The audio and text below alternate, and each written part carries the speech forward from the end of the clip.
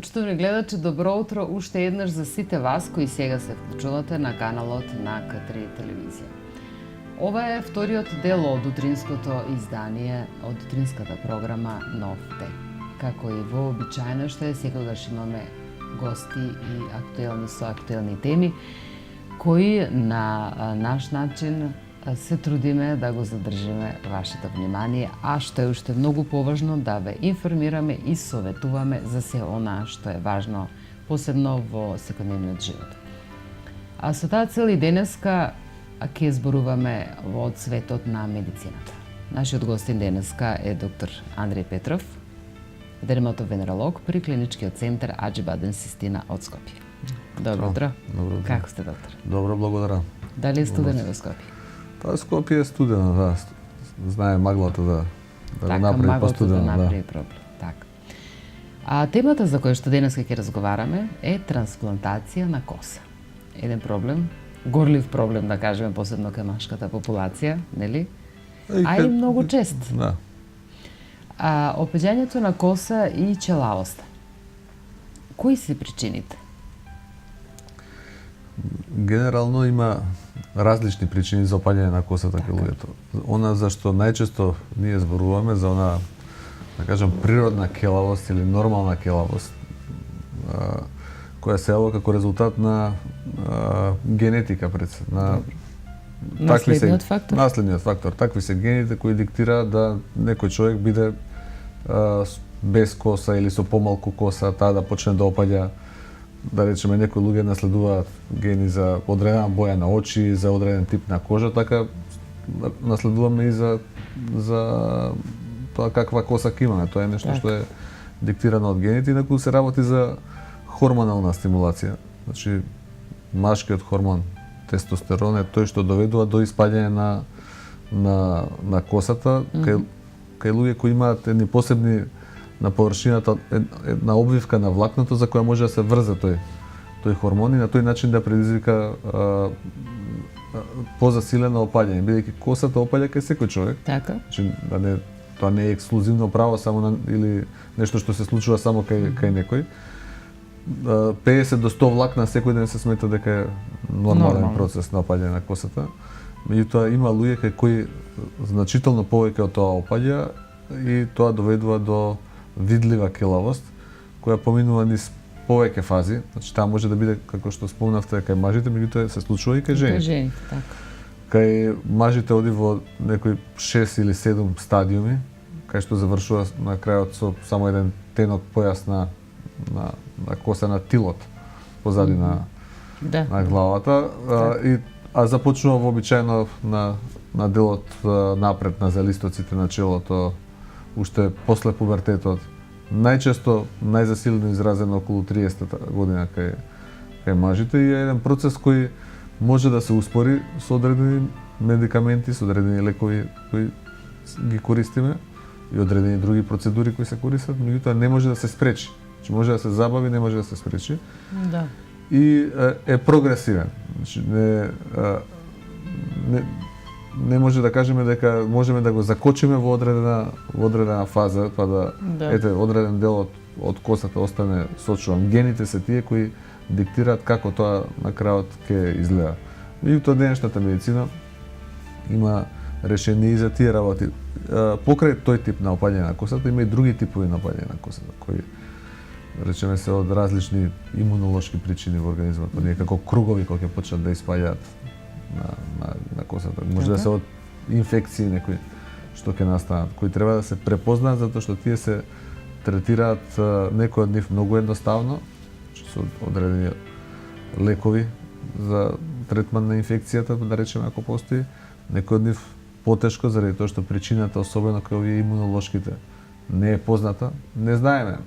Се трудиме да најдеме некое жариште, нешто што укажува дека може од тоа да дојде, меѓутоа во голем број случаи, од случаи 70% некаде не може да се открие од што тие настануваат. Има и други типови на опаѓање на косата, значи меѓутоа генерално доминираат овие неколку има типови на опаѓање на косата од лекови, од лекарства кои се користат, да речеме цитостатиците кои се користат за терапија на малигните болести, доведуваат на опаѓање на косата, ама тоа е транзиторно, тоа поминува. Значи во моментот кога лекот ќе моментално да се користи терапијата, да. Кога ќе прекине да се користи, тој таа си поминува. Така да тоа е еден широк спектар на болести на опаѓање на косата, од кои сепак најчесто присутен е она, да кажеме, келавост или она физиолошко хормонално опаѓање на косата кај луѓето, кој е природен процес, се случува кај секого, меѓутоа не кај сите завршува со ист резултат. Кај некој доведува до видлива келавост, манифестна, кај некој не. А зашто е поголем процентот кај мажите? Зашто е поголем кај мажите? Заради тоа што во суштина мажите имаат машкиот полохормон тестостерон, значи е нешто што е во поголемо ниво, во поголема концентрација присутно кај мажите отколку кај жените. Тоа е клучниот фактор кој доведува до испаѓање на косата. Кај жените исто така е присутен овој хормон, меѓутоа во мали количини и само во одредени состојби може да биде да се активира. Да речеме, кај жените често испаѓањето на косата кај, да кажеме, одредени хормонални нарушувања, кај што има хормонален дисбаланс, па доведува до испаѓање на косата. Кај што има, речеме, некојаш цисти во јајниците, па тие лачат хормони машки, тестостерон, па доведува до опаѓање на косата. Стресот и кај мажите и кај жените може да предизвика опаѓање на косата. Тоа не е клучниот фактор, ама може да делува да опадне косата. Одредени, да кажам, варијации во циклусот кај жената исто така доведуваат до разлики во стимулацијата на опаѓањето на косата. Временскиот период, сезоната, исто така влијае различно. Да речеме, докажано е дека некаде на крајот на летото, крајот на август, најчесто и најзасилено опаѓа косата. Тоа се циклуси, флуктуации кои се нормални. Она што е потребно е да се каже дека и кај жените некоја знае да биде голем проблем, заради тоа што па во случаите кај што значително опаѓа кај жените, тоа е поголем проблем отколку кај мажите, затоа што кај мажите луѓето се навикнати хилавоста да ја гледаат понекогаш и како нормална појава. Да. Тоа е тоа. Има многу луѓе такви мајка природа, што ви кажа. Значи не. Али кај жените знае да предизвика сериозни и психолошки проблеми заради тоа што знае да биде доста видливо кога ќе испадне. Да. И меѓутоа и жените можат исто така да бидат подложени на одредени процедури со кои тој проблем може да се решава. Така. А како овој проблем делува на психата, на самодовербата кај мажите? Како е да е доколку дојде во помлади години, да кажеме, е навистина проблем? Не можам да зборувам генерално за сите луѓе, можам да зборувам за оние пациенти кои се обратиле кај нас. Голем дел од тие луѓе имаат сериозен психолошки проблем од тоа и тоа го кажуваат. Значи фиксирани се на некој начин, фокусирани се на тој свој проблем и без разлика што на некој од околината тој не му личи така голем. Значи меѓутоа секоја знаете туѓиот проблем е туѓ проблем, не е ваш, така да затоа и треба да се почитува тоа и да се прифати дека таа личност има одреден проблем во собственото доживување, како би сакала да изгледа и каков е нејзиниот изглед. И треба да се пристапи кон тоа не со мајта во наш стил, да кажам, и со оценување народско, туку да се тоа прифати како реален проблем, да се побара помош медицинска, сугестија, како да се надмине тој проблем. За среќа денеска има начини на решавање. Порано немало можност да се решава воопшто тој проблем. Голем дел од луѓето паѓаат во депресија, значи голем дел и не излегуваат од дома заради тој свој проблем. Значи има такви случаи, сме ги регистрирале и нив им се менува драстично животот по завршувањето на процедурите со кои се враќа оној атрибут, она обележје, косата, која тие сакале да го имаат. Од аспект на психолошки, веројатно тоа психолозите можат да го работат подобро и да разговараат и да им помогнат на луѓето, меѓутоа од аспект на генерално на медицината секогаш подобро е ако проблемот може причински да се реши. Значи не да се палиативно третираат последиците, Да. туку да се реши причината. Едноставен начин да се реши причината е да се реши проблемот кој го има, односно да наеднаш тој човек свати дека и за тој негов проблем има решение. Значи коса може да има, може да се пресади. Тоа е денешната медицина го овозможува. Доктор, има еден пример, не еден пример, неколку пати имам почитано до сега, дека за едно деноночие се случува да му обили косата на човекот. Дали тоа огромен стрес? Како доаѓа до една таква нагла промена? Па има случаи такви, значи кај што самиот стрес може да доведе до обелување на косата.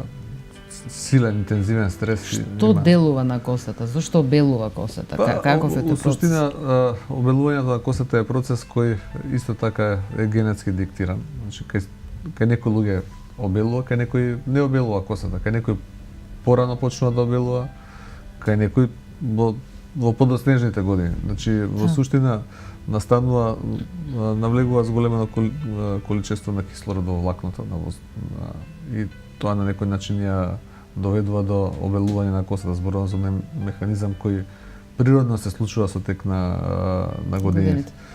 Меѓутоа има случаи кај што обелувањето на косата може да биде поврзано со одредени флеки и на кожата, значи со една болест која се нарекува витилиго, кај што се јавуваат одредени прамени исто така во косата кои можат исто има белези, да речеме, кај некои луѓе одреден дел од косата да биде со бел прамен, па како некој белек го носат тоа низ животот. Значи тоа е нешто што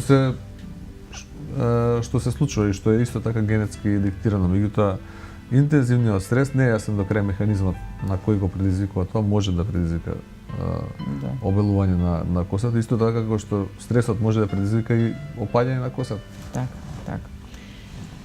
Може ли да се спречи опаѓањето на коса? Па да се спречи буквално не, меѓутоа може да се успори, контролира, да се контролира, може да се обиде да тоа биде да се излече максимумот на некој начин. Значи не може драстично да ја смените сликата, ама можете да се борите да излечете максимум и тоа се прави со различни препарати, најчесто употребуван во свет. Значи тоа е еден локален препарат кој се нарекува миноксидил. Кај нас е познат како пилфуд, како го има под различни имења. Тоа е еден лосион кој предизвикува зголемена исхрана на влакното. Значи тој ги шири крвните садови, зголемен дотор на крв има до фоликулот на влакното и на тој начин доведува до негова зголемена исхрана и тоа е препарат кој во светот најмногу се користи за особено кај мажи за третман на ова андрогенетска алопеција или машка келавост, како сакате наречете. Во суштина тоа е еден добар препарат, меѓутоа не може да направи чуда. Покрај тоа постојат различни други. Постојат многу средства на социјалните мрежи, има толку многу алтернативна медицина, ваква медицина, средства, мастови, многу средства. Управо сте сосема и дел од нив се ефикасни. Да речеме лукот, еден стар народен лек за келавост, е многу ефикасен. Значи тоа не е нешто што не е научно или не медицински, ние во нашите учебници за дерматологија го пишуваме како една од можностите за стимулација на раст на коса. Значи, триењето на кожата на главата со лук доведува на одредени места да се преку таа иритација поттикне растот на косата. Тоа е еден народен лек. Тоа има и други препарати, има и работи кои не држат. Значи се прават, не знам, обиди со лазерска стимулација, различни начини за кои постои дискусија дали воопшто имаат било каков ефект во и да имат можеби да е моментален, само нема да е подолго трајан. Може да е моментален и е моментален. Има процедури кои се сега многу модерни, особено во Америка, ја правиме и ние кај нас во аџибадем систина, тоа е така наречената ПРП или стимулација со плазма богата со тромбоцити. Значи преку инјектирање убрезгуваме во кожата на главата плазма од самиот пациент. Значи се вади крв, се центрифугира, се ослободува од еритроцити и онаа бистра течност што ќе се добие плазма се инјектира во главата. Таа има висока концентрација на тромбоцити кои предизвикуваат раст на колаген, раст на влакна и така натаму. Одлични се резултатите и го советувам особено кај жени кај кои, да речеме, трансплантацијата е поголем дискомфорт. Значи прави пречка зашто мора да се отстрани косата во голем број случаи во целост кога се врши процедурата. Заради тоа ова е една метода која дава добри резултати, а не прави некои поголеми проблеми. Доаѓа човекот и си оди нормално како што дошол после саат-два. Третманот е многу поедноставен. Третманот е поедноставен, значи има доста препарати, има и таблети кои се пијат, значи има некои кои се медицински издржани. Да речеме од типот на финастерид, тој е еден најупотребуван таблетарен препарат за алопеција, за паѓање на косата. Тој делува на блокирање на дејството на хормоните врз влакното. И се смета дека е селективен блокатор, дека делува само на влакното. Меѓутоа, јас го избегнувам да го потребувам заради тоа што праксата покажува дека колку и да е селективно тоа дејство и го блокира тестостеронот само кога делува врз влакната, делува и на други органи на кои тестостеронот има свое влијание. За еден маж е многу по непосакуван ефект да предизвикате импотенција, значи во дело, отколку да се соочи и понатака со својот проблем на келост. Така, тука треба многу внимателен да се биде во тие работи, треба проценка која е базирана на една темелна анализа значи и на структурата, и на психолошкиот профил на пациентот, и на хормоналниот статус.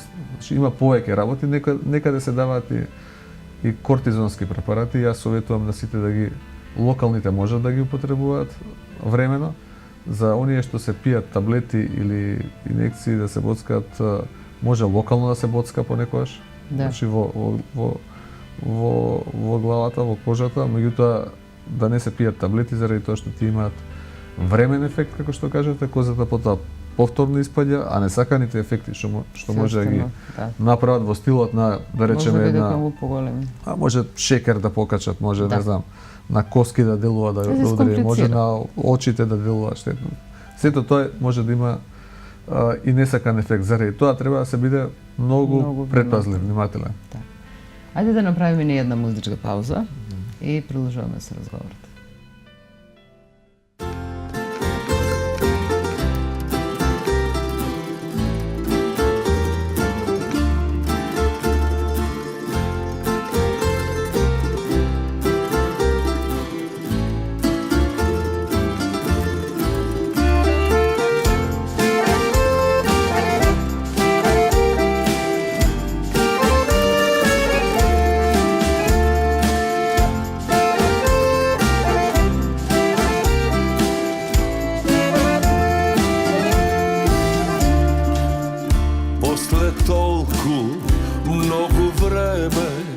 Случајно те сретнувам, дали јавен или некој убав сон ја сонувам. Ти си иста, тебе ништо не ти може времето. Да знаеш, уште си ми лек за срцето. Стара љубов, нови солзи, очи пак ми наполни. Како вчера се да било, не сум те заборавил. Стара љубов, како млади, ако среќа немавме, дојди барем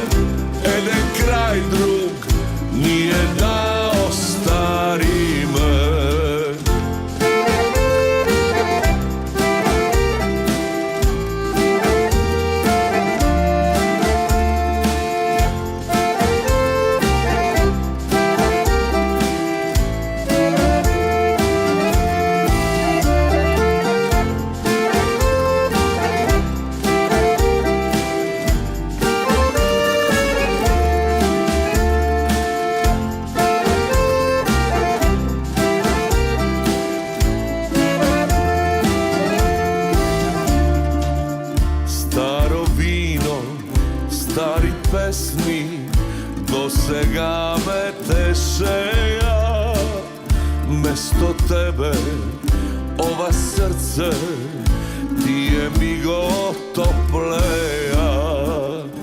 Ти си иста, тебе ништо не ти може времето.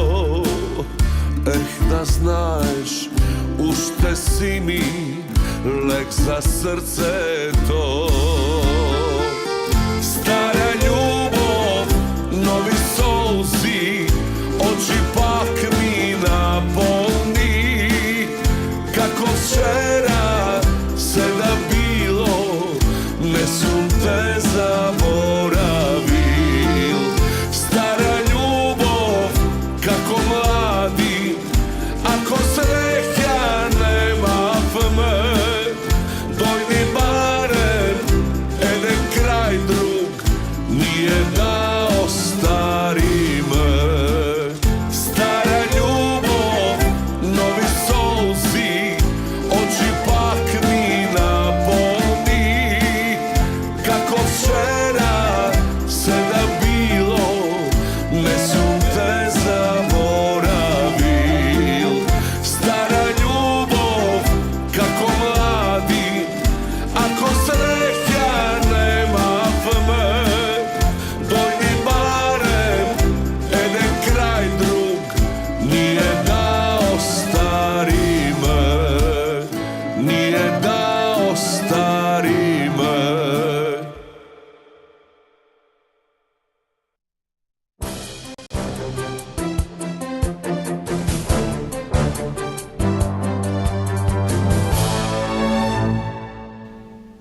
Ето така, ние се враќаме во студиото. Си го продолжуваме разговорот, а нашиот доктор е доктор Андреј Петров, дерматовенеролог при клиничкиот центар Аџибаде Систина од Скопје. Темата ни е трансплантација на коса. Докторе, дали постои трајно решение на овој проблем? Трансплантацијата на коса е трајно решение на проблемот, кое е на некој начин револуција во делот на Баш дел така. на медицината или на естетската дерматологија, естетската хирургија. Значи се работи за една метода со која влакната кои ќе се пренесат трајно остануваат. 90% од нив се зафаќаат и тие што ќе се зафатат остануваат трајно. Значи тие не може да опаднат. На прашањето на многу луѓе е како сега овие влакна, докторе, не ми паѓаат, а оние другите паѓаат, заради тоа што тие влакна ние ги земаме од позади, од тилниот дел.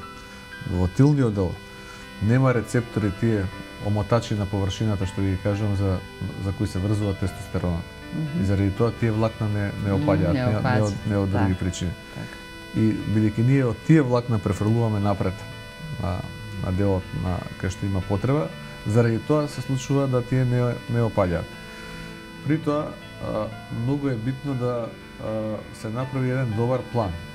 Зошто го зборувам ова? Затоа што без разлика што пренесената коса не опаѓа, косата која има пациентот може да продолжи таа што ја има неговата, може да продолжи да паѓа во текот на живот.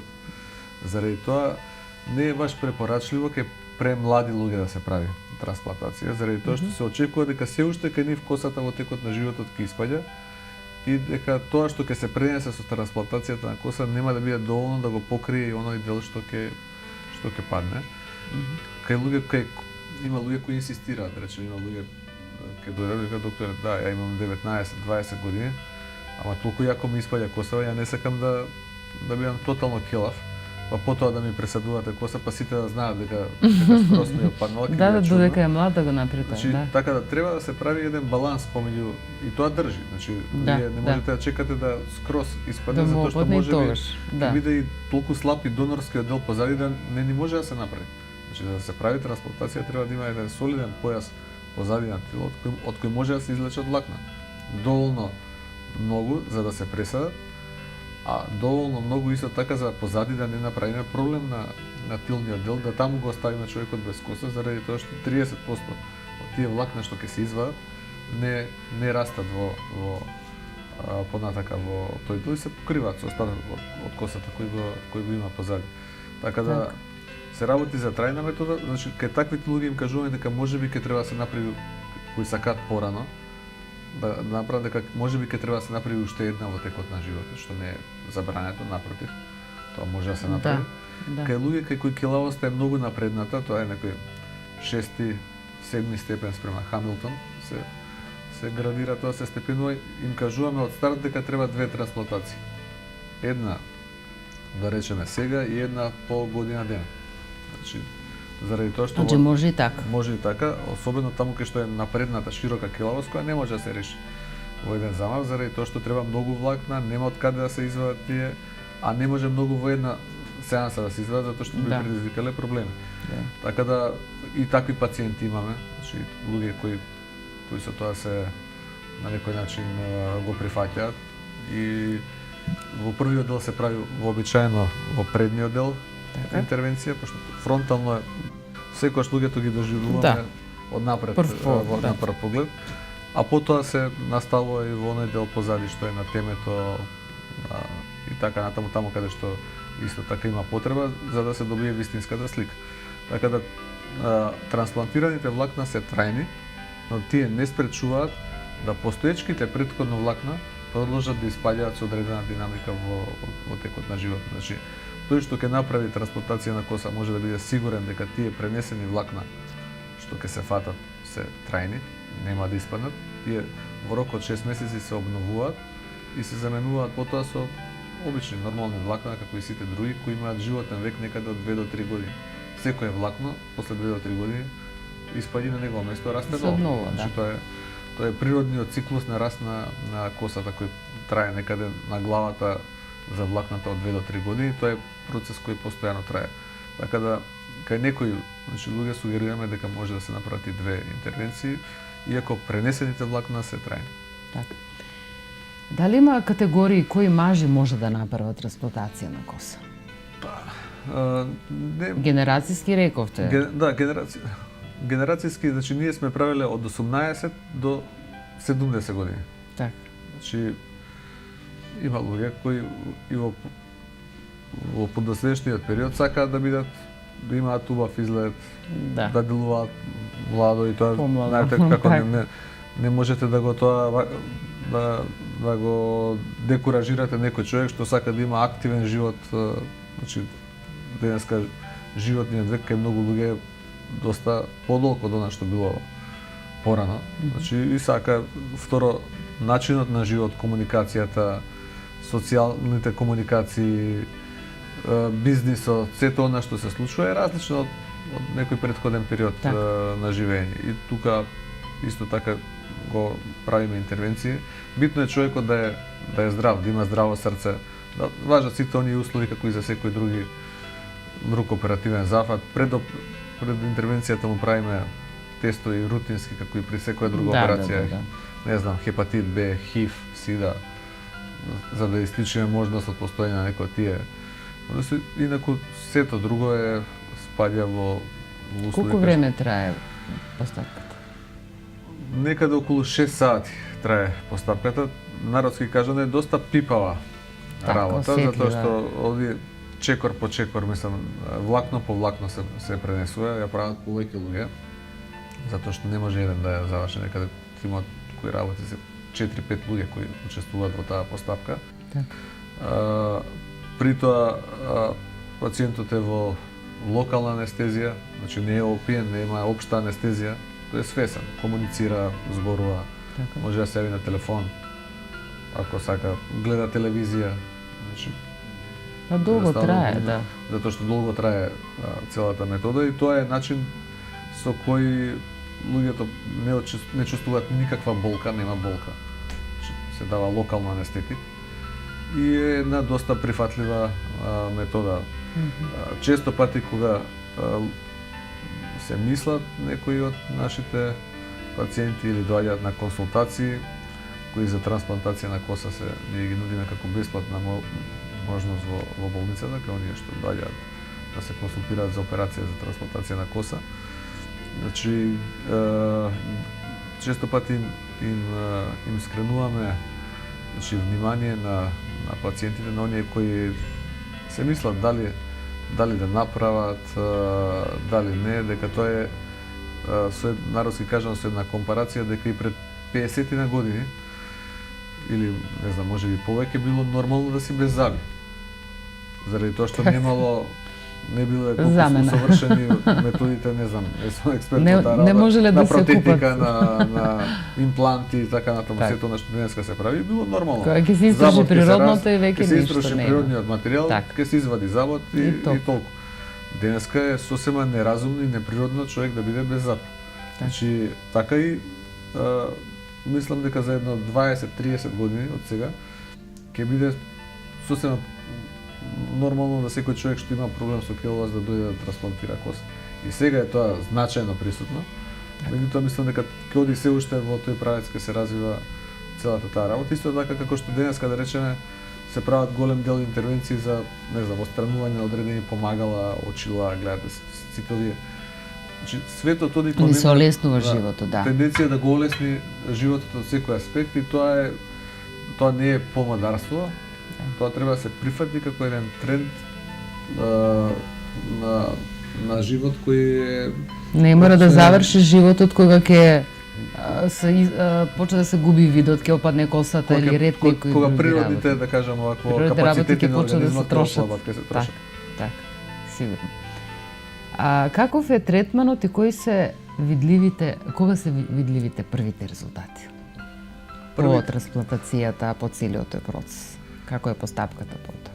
Првите резултати се видливи уште по само некои 2 до 3 недели, каде што веднаш игличиња ќе се видат кои се пресадени, кога ќе отпаднат љушпите. Значи ние веднаш после операцијата поставуваме една само во тилниот предел една преврска, значи еден завој кој после 2 дена го вадиме за специјални едни гази кои се ставаат за да се заштити тој дел, да епителизира, да зарасне, да спречиме развој на инфекција, значи даваме превентивно и антибиотици и други лекови кои се даваат, да не ги се заморувам гледачите, кои се даваат како и пред секој хируршка интервенција што е превентивно. После тоа се вади после 2 дена тој завој и пациентот првиот пат од страна на нашиот технички персонал на одделот, нашите оспособени стручни технички лица кои работат, медицински сестри, техничари, се прави првото шампонирање, миење на главата и прскање со еден лосион, специјален лосион, за да му се покаже на пациентот како тоа сам да го прави во домашни услови. Значи, тука е забрането агресивно триење на миење на косата, како што вообичаено да речеме се миеме со затривање малце со шампон и така натаму на целиот тој дел на главата, туку треба со нежно тапкање на некој начин да се мие главата за да не се откорнат оние влакна кои се пренесени, кои се чувствителни, особено во првиот месец. Так, сигурно. Треба со нежно тапкање, а пред тоа се става еден лосион за смирување на постоперативно црвенило што е дело останало и да отпаднат оние фини крусти љушпи кои се јавуваат на местата, мали коагулуми околу влакната кои се пренесени. И тоа е процес кој прво за 7 до 10 дена нема да се познава ништо позадиот кај што се земени влакната. Човекот може да и не препознаа дека правил трансплантација на коса. Зборам за тилниот дел позадиот кај што се земаат. А напред може да се носи во тој период бейсбол капче, да кажам. Оние капчиња што допираат само во круг околу челото. Значи не што допираат контактно на главата, без да го покриваат, без да го тип на трака на лента, нешто така. Оние капи што се како со широко кои може да речеме да го маскираат тој дел што е, ако не сака да се гледа тој дел што е правен или луѓето да не знаат, тоа може да се направи. Значи дозволена е таква капа да се носи, не е дозволено да се носи, не знам, скијачка капа или не знам, или некој качкет, ќе ги откорне влакната кои се пренесени. Во првите 2 дена забрануваме алкохол, било какви физички активности, од физички едноставно бараме мирување од страна на пациентите. Без фитнес во првите 2 дена, без сексуални односи, без ништо што може на некој начин да доведе да интервенцијата се искомплицира. Тоа е само 2 дена. Тоа е додека Па добро, тоа не е нешто поразлично од било кој. Пациентот се кој. одмори од оперативниот зафат и така натаму, значи особено е строго забрането да оди во сауни, значи наеднаш после таков еден третман или да конзумира алкохол во поголеми количини, да фати бодибилдинг да тренира, мислам тоа е нешто што не сме да се направи, голем напор после интервенцијата и од други причини поврзани со интервенцијата и од аспект на локалниот статус на косата. Понатака може да функционира нормално, значи поделот да не претерува наеднаш со враќањето на сите оние, речеме, кој е спортист, значи сепак еден лаган вовед во спортските активности, затоа што ова е метода која користат и многу спортисти. Не знам, примерот на Руни, на Вейн Руни сите го знаат и го експлоатираат, има и други. Зашто е добро ова? Затоа што со фуе методата, значи со влакно по влакно методата не се шие кожата, не се пренесуваат цели парчиња кожа, нема конец, нема лузна, нема дренови внатре, нема оперативна рана која цеди долг период после тоа и заради тоа оваа метода добра дури кај фудбалери кои после, не знам, 2-3 недели треба да играат со глава фудбал. Значи тоа е од тој аспект оваа метода е стварно нешто практично и добро. Значи тоа е најдобрата постапка, најдобрата метода. Има и друга метода која се прави, меѓутоа таа е поврзана, ви кажувам, со сечење на цело парче на кожа и префрлување и со шиење, со конци, со рани, со постоперативен опоравок долготраен и се повеќе оваа метода за која зборуваме фуе која се вика, значи се повеќе се користи и многу повеќе луѓето ја избираат. Многу полесна е, поподнослива е за пациентот. Тоа не значи дека и другата не може да се применува. Така. Оваа е многу поднослива за пациентот и заради тоа се повеќе луѓе се решаваат токму за оваа метода. Ме прашавте како оди во период после 2 до 3 недели тие влакна кои се пренесени ќе почнат постепено да опаѓаат до 6-тиот месец. Добро. И како опаѓаат така се заменуваат со условно да кажам нормални влакна. Влакна како и сите други влакна од главата кои имаат животен век 2 до 3 години, како што веќе претходно кажав. Тоа е еден процес кај што после година дена може да се согледа вистинскиот ефект од трансплантацијата. Многу луѓе има многу задоволни, да кажам, има и некои луѓе кои доаѓаат уште после вториот, третиот месец и викаат: докторе, не е баш така како што јас очекував. Че треба време за да се види вистинскиот ефект, затоа што дел од тие влакна знаат да од трансплантираните да останат и подолг период од 6 месеци. И тие се малку поразлични од овие другите, понекогаш се налегнати, залепени врз косата, некогаш поспоро растат, им треба време да пораснат и да го добијат оној природен изглед кој што би го добили. После година дена можеме да проценуваме дали една интервенција ги постигнала очекуваните резултати или не. Генерално во нашиот случај ние имаме доста задоволни луѓе. Пред операцијата задолжително правиме еден разговор во кој сакаме критично да биде очекувањето ни. Значи, ќе имаат сосема доволно коса за да тој процес биде вака визуелно добар, да биде покриен келовиот дел, меѓутоа не може да очекуваат сега, не знам, да таа густина на косата биде иста како на најгустиот дел, да речем. Се разбира. Тоа кај никого не е така, па не може ни кај нив да биде така. Основна цел е да се покрие келавиот дел. Да се покрие келавиот дел и тоа да биде така, да визуелно делува добро, убаво, а да човекот сепак има едно критично очекување дека не може да биде тоа исто. Да биде коса на 6 годишно дете, мислам да тоа ќе биде заради тоа што се уште постојат тие хормонални влијанија кои и во текот на животот ќе продолжат. Така. Дали трансплантацијата на коса кај жените е полесна или потешка? Има ли разлика? Има разлика само во аспектот на тоа што жените се сепак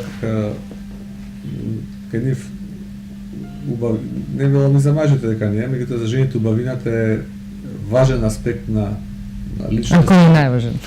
Важен аспект на личноста, мислам. и треба да ја доведете во ситуација да косата целосно се отстрани, значи за да се све Се отстранува комплетно? Да, комплетно, ние со машинка ја отстрануваме за да ако збориме за опсежна трансплантација на Да, коса. да.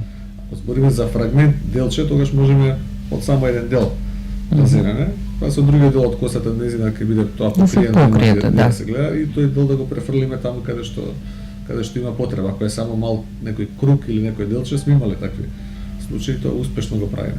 Значи и кај оние случаи кај што има опаѓање на косата во вид на круг кој стои стабилен со тек на години, таа алопеција ареата кој не се шири. И таму може да пренесеме коса. Не можеме да пренесеме онаму кај што се мигрираат тие делчиња, кај што се евуваат крупче на едно место па на друго, па на трето, заради тоа што таа опаѓа па се јавува. Да, едно нови делови. Нови делови, али ако има некое стабилно делче кај што во тек на, не знам, младоста или детството опаднала коса во вид на круг, Да. ние прво ќе видиме какво е тоа ткиво, таа лузна таму дали дозволува да се насади коса. Ако лузната дозволува таму да се насади коса, ние тоа успешно го правиме. И во тој случај да вадиме само од мало делче. Инаку треба косата да се отстрани во целост и тоа е најголемиот проблем, да кажам, од аспект на жените, друг проблем не е.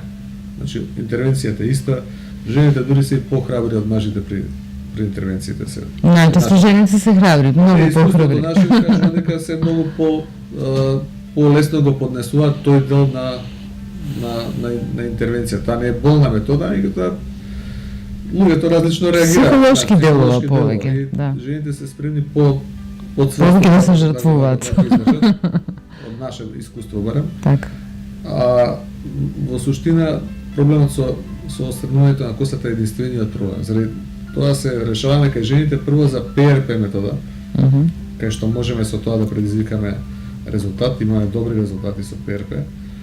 И ако и тоа гледаме дека не видува или ако е обсежно опаѓањето на косата, тогаш се подложуваат на трансплантација на коса. По ПРП метода спомнавме терапија. Тоа е вадење на плазма, тоа значи плазма rich platelet, англиски брзгување во корен. Брзгување, значи се вади крв, се центрифугира кај нас во клиничката лабораторија и се врзгува чиста плазма во кожата внатре, во корените на бакната. И тоа е многу ефикасно. Дали еднаш се вбризгува или повеќе пати? Во кој период? Повеќе временски период. Минимум 2 недели треба да е растојанието, значи ние имаме луѓе кои дошле 2 пати, имаме некои луѓе 8 пати што дошле на вбризгување, кои се многу задоволни од тоа како тоа се одвива. Во Америка, ви кажав, тоа е хит метода. Така. Кај жените. Значи во кој период треба да кажеме 2 недели, па 2 недели, 6 после 6 месеци, година дена кога почнуваат резултатите? Резултатите први се видливи после веќе 20 на дена од самата од постапка. Значи, добро. Тоа е процес за кој треба исто така малку време, не може веднаш кај овој моментот да видат, меѓутоа имаме после 3 месеци резултати кај што луѓето се многу задоволни од тоа како изгледа целата ситуација. И мажи го прават тоа, не само жени. Тоа е онаа метода која порано се користела за лифтинг, ја користиме и ние се уште, ја користиме тука други методи, ласери, за лифтинг на лицето. А се користи истата метода за лифтинг? Vampire lift се вика таа, значи така почнала, заради тоа што на почетокот користеле не прочистена плазма и заради црвената боја личила како вампирски лифтинг се нарекува. Сега поради тоа што е прочистена, ги нема тие аспекти на црвенило на крв на лицето после интервенцијата и е многу елегантна, многу безболна чиста метода која е употребувана и за лифтинг на лицето, меѓутоа се употребува за стимулација на раст на коса. Во лицето го стимулира колагенот, лицето или деколтето или рацете кај некои жени, а косата стимулира раст на влакно, значи кога се бризгува во главата. И тоа е нешто што навистина е една од хит методите сега кои се користат покрај трансплантација. Така. Дали постојат ограничувања пред и по постапката? Рековме за по постапката, што треба, што не треба, но тип на ограничување. Значи нешто што не сме за влез во интервенција, да кажа не сме да се прави. Да. Практично нема ограничување. Значи не можеме да правиме интервенција кај што човекот има да речеме кај што е болест на срцето некој или некој нерегулиран притисок.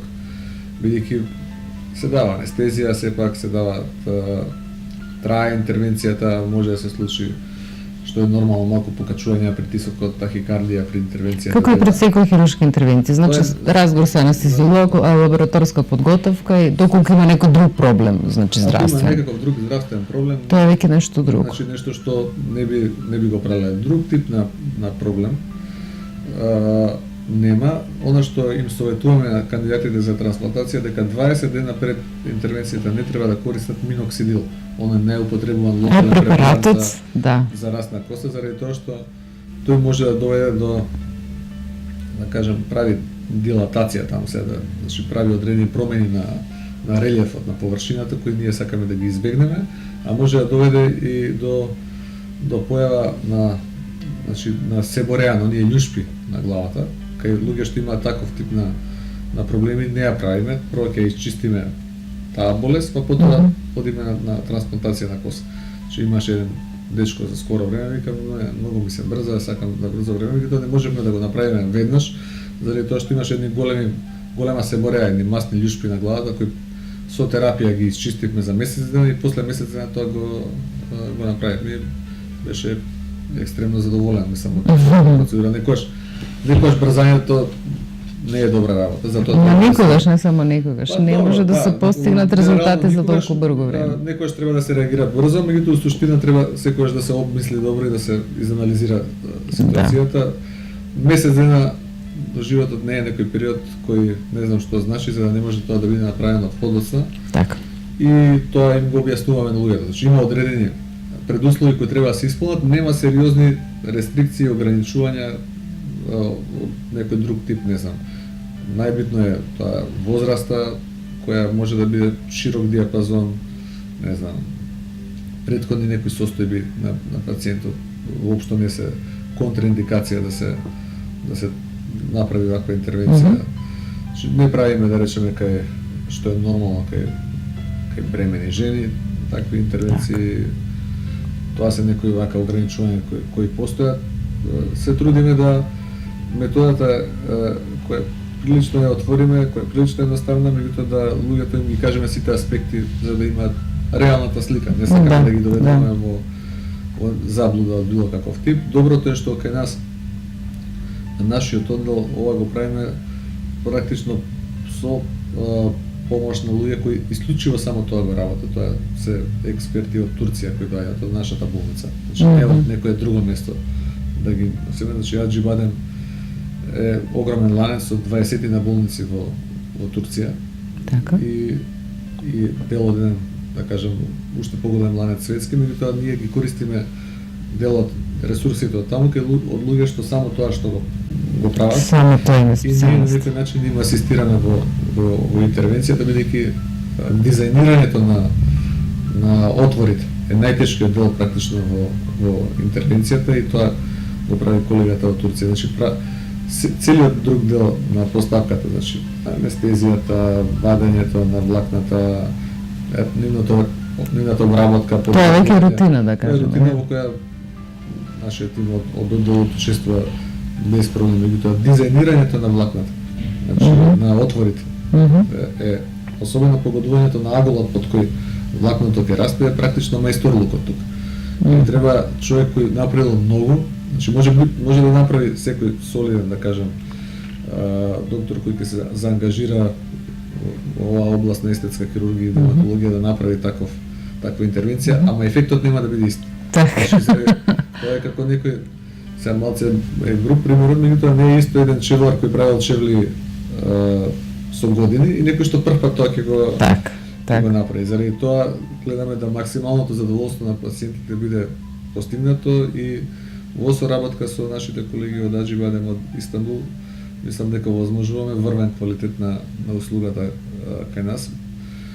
Ја правиме еднашка во месецот отприлика, да селектирам број пациенти кои ги закажуваме и не можеме повеќе од 2 во денот да направиме, бидејќи се долги процедурите и само 3-4 дена се во месецот во кои 2, максимум 3 некојаш пациенти можеме да обработиме во денот, значи сме имале случаи кај што за 4 дена колку што максимум во месецот можеме да одвоиме и заради моја обврска и заради обврски на луѓето кои доаѓаат, десетина луѓе да во текот на месецот да ги подложиме на интервенција на трансплантација на коса, што е една добра задоволителна бројка. Бројка сигурно. Во што е предноста, сега да кажам, има многу луѓе кои се решавале порано да тие работи ги прават во странство, да отиде надвор. Предноста е што си тука, во своја земја, што не плаќаш хотели, не плаќаш авионски карти, целиот постоперативен тек е бесплатен. Значи, сите контроли во кои во тек, не знам, на година, 2, 3 веќе колку доаѓаат луѓето што биле подложени на трансплантација, нас ни е целта да видиме како тој процес понатака се одвива, не да човекот има дополнителни трошоци после тоа. Тоа го овозможуваме на пациентите, значи минимално малтретирање. Тоа е она што сакаме да го понудиме и реално да кажам со условите и на се прилагодуваме и со условите и со цената на условите на пазарот. Неспоредливо сме, да речеме, од Германија. Овие интервенции чинат некаде околу 5-6 до Германија и Италија, 5-6 до 7.000 евра. Кај нас таа интервенција е околу 2.100 евра, значи на трансплантација на коса, што е сепак значајно заради економскиот стандард, условите на населението. Таа сума би ја платиле луѓето кога би одели, не знам, да ги носат во некои организирани тури во соседни земји, не знам, во Србија, во Грција, како порано Турција, со многу поголемо малтретирање, затоа мислиме дека отприлика тоа е нешто што им одговара на пациентите. Да. Значи, сепак, аџебална сестина има светски квалитет, велат светско, а наше. Кога веќе го имаме тука, имаме квалитет, нели, зошто би заминале некаде по странство, кога веќе си го имаме квалитетот кај нас. Некогаш било и разбирливо, кога немало. Некогаш немало многу работи, но денеска имаме се, да. Го има кај нас, можеме да ја понудиме услугата. Ние сме во тек на една постапка за една сертификација за GCI стандарди, со кои практично тоа се американски стандарди кои мислам дека ќе ги исполниме и дека тоа ќе биде единствената болница во регионот која ќе ги исполни, каде што важат строго пропишани пропозиции, така да од тој аспект мислам дека за пациентите е добар избор, за многу работи да се решат за нашата болница, не само за ова. Се трудиме максимум колку што можеме. Сега во секоја работа има разговор, има диалог со луѓето, има најдување на заеднички да проблеми. Сигурно што е многу важно. Значи е важно и битно е да има човечки људски однос, комуникација. Така. Доктор Петров, за крај само, кога е време да ви се обратат на вас пациентот? Кога е време за трансплантација? Кои се симптомите кои би можело да се препознае дека време е за трансплантација? Дали постои некој таков период? Моја сугестија е да не се чека премногу долго кога косата целосно ќе опадне, зашто тогаш имало неколку пациенти кои сакале кај кои не може да се направи трансплантација. Заради тоа што нема влакна. Кога веќе ќе се видливи. Кога веќе целосно, да речеме, симптомите на опаѓање. Има коса само позади на главата, тогаш е многу тешко да се направи трансплантација. Така. Најдобро е тоа да се направи некаде помеѓу 25 и 35 години, ако ме прашувате за возраст, тоа е идеалната возраст, кај што уште влакната се витални. Меѓутоа и во било која возраст може да се направи, кога ќе почне веќе проречувањето на темето. Ајде, за листоците се нешто што се така. Што се трпи, дава со текот на годините, дава и некој, да кажам, имидж или шармантен изглед. Не дава некој шмек со текот на годините, не е исто 50 годишен човек. Да, точно. И 18 годишно дете. Мислам, не треба ни тенденцијата на трансплантацијата да биде да го постигнете тој изглед, треба да постигнете нешто друго. Така да штом се забележи на темето позначително опаѓање на косата, тогаш треба да се знае дека веќе тоа ќе прогредира, ќе напредува и дека треба да се побара консултација. Таа консултација е доволна да биде, значи, да визуелно се види дали може да се направи методата на трансплантација, тогаш доколку тоа е случај се пристапува кон интервенција. Значи може луѓето да не побараат слободно, значи преку кол центарот на Систина кои имаат од мене дозвола да го имаат мобилен телефон да им го дадат, да поразговараат, да се јават, можеме да направиме. Мојот тоа што телефонскиот разговор не е доволен, за да им кажам, луѓето обично пишуваат. Јас вака имам се разбира контактот. Не е доволен, значи мора да се види визуелно за да се каже дали може да се направи. Така. Докторе, јас ви благодарам што ни гостувавте. Јас се надевам дека успеавме на еден наш начин да ви го доближиме сето она што е важно за трансплантација на косата и што сепак визуелниот изглед е многу важен, се знаеме нели сите од самите себе со во контакти со луѓето, дали се приватни, дали се службени, професионални, било како, првиот ефект е многу важен, нели првиот пристап, а се разбира косата е еден многу битен момент и не само за жените, и за мажите, нели? Мажите исто така сакат да и мажите сакат, и мажите вложуваат многу повеќе во себе како жените последните 20 на години, да кажеме, како сме во еден модерен свет, во еден модерен начин на живот, имаме и многу модерни мажи кои држат до себе. И што е многу убаво. Така е, да. Нашиот денешен гостин беше доктор Андреј Петров, дерматовенеролог при клиничката болница Џебаден Систина. Уште еднаш благодарам. Благодарам, ми беше задоволство што разговарам со вас.